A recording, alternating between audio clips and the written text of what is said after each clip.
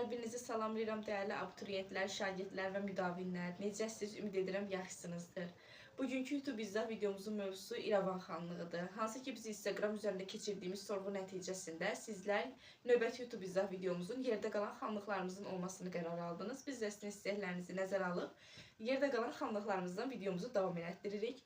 Hansı ki siz bizim sosial şəbəkələrimizi izləmək istəsəniz, yumor məqsədi ilə çəkilən videolarımız, açar sözlərimiz, qısa qeydlərimiz, dərsdən görüntülərimiz, keçirilən sorğularımız və sual-cavablarımızı iştirak etmək istəsəniz, aşağıda sosial media hesablarımızı qeyd edirəm. O hesablardan bizləri takib eləyə, videolarımızı bəyənə, yorum yaza bilərsiniz. İndi isə keçək videomuza. Bugünkü dərsimizin mövzusu, daha doğrusu videomuzun mövzusu İrəvan xanlığıdır. Hansı ki biz İrəvan xanlığına danışmamışdan əvvəl nə oldu ki xanlıqlarımız yarandı, bunu da bir təkrar eləyək.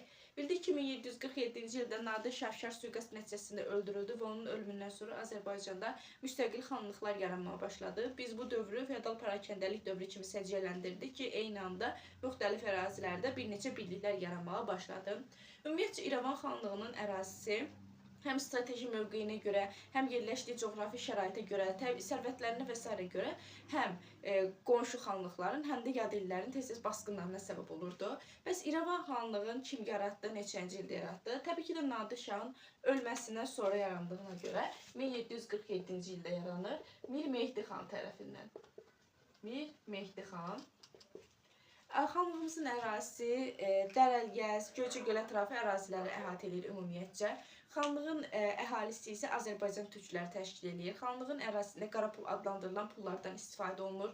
Bu pullardan əlavə ölkə ərazisində Nadir Şahın dövründən və Səfəvilərdən də qalma pullardan da geniş şəkildə istifadə olunurdu. Xanlıq qeyd etdiyimiz kimi strateji mövqeyinə görə tez-tez hücumlara məruz qalırdı. Biz hansı ki bu hücumlardan 1749-cu ildə Pənahəli xanın, daha sonra Katli-Kaxetya çarlığının hücumlarını görə bilərik. Ümumiyyətcə İrəvan xanlığının öz daxilində də çəkişmələr davam edirdi, hakimiyyət çəkişmələri və s. Bu çəkişmələr nəticəsində 1700-ci ildə Həsənəli xan saray çevriş edərək Türk Qacar tayfasını hakimiyyətə gətirdi.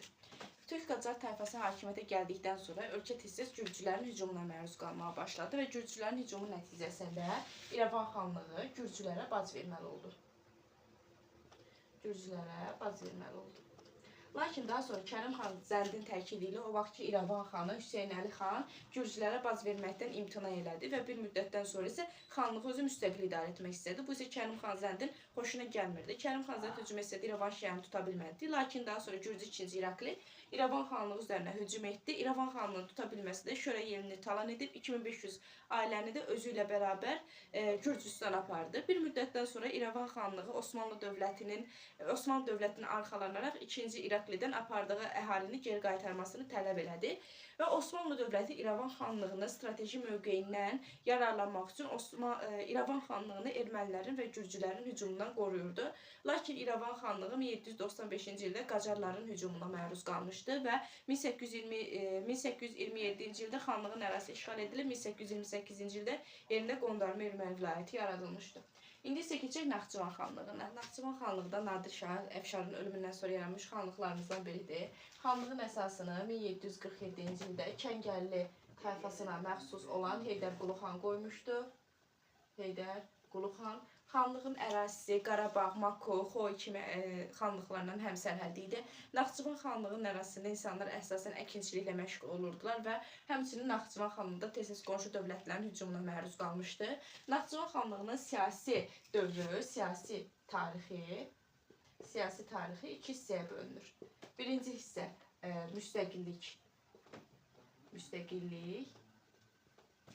və yarım asıllıq dövrü. İkinci isə Qacarlardan asıllıq dövrü. Müstəqillik və yarım müstəqillik dövrü 1747-dən 1797-yə, Qacarlardan asıllıq dövrü isə 1797-dən 1827-ci ilə qədər olan dövrü əhatə edir. Naxçıvan xanlığı qeyd etdiyimiz kimi tez-tez qonşu dövlətlərin hücumuna məruz qalırdı.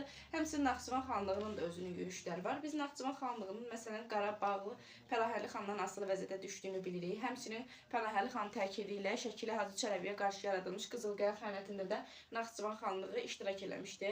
Naxçıvan xanlığına belə desək ki, ən güclü dövrlərdən biri Heydər Qulunun hakimiyyət illəridir. Heydər Qulunun hakimiyyət illərində xanlığın tez-tez hücumlara məruz qalsa da dövlət öz müstəqilliyini qoruyub saxlayırdı. Lakin Heydər Qulu xanın ölümündən sonra xanlıq zəifləyir və qonşu xanlıqların hücumuna məruz qalır. Bu dövrdə Qarabağ, Xoy kimi xanlıqlar öz münasib adamını Naxçıvan xanlığını taxtına çıxartmaq istəmişdilər. Həmçinin ölkə gürcülərin də hücumuna məruz qalmışdı, daha doğrusu Naxçıvan xanlığı. Lakin Osmanlı dövlətinin narazılığı xanlığın tam şəkildə işğalına şərait yaranmasına tamamilə qarşı çıxmışdı. Yəni Osmanlı dövləti bir növ belə desək ki, Naxçıvan xanlığından müdafiə etmişdi. Naxçıvan xanlığı 1827-ci ildə tutulmuşdu. 28-ci ildə ləğv edilərək yerində Qondarma erməni vilayəti yaradılmışdı. Bu günlük də bu qədər. İnşallah növbəti videomuzda növbəti xanlıqlarımızda görüşərik.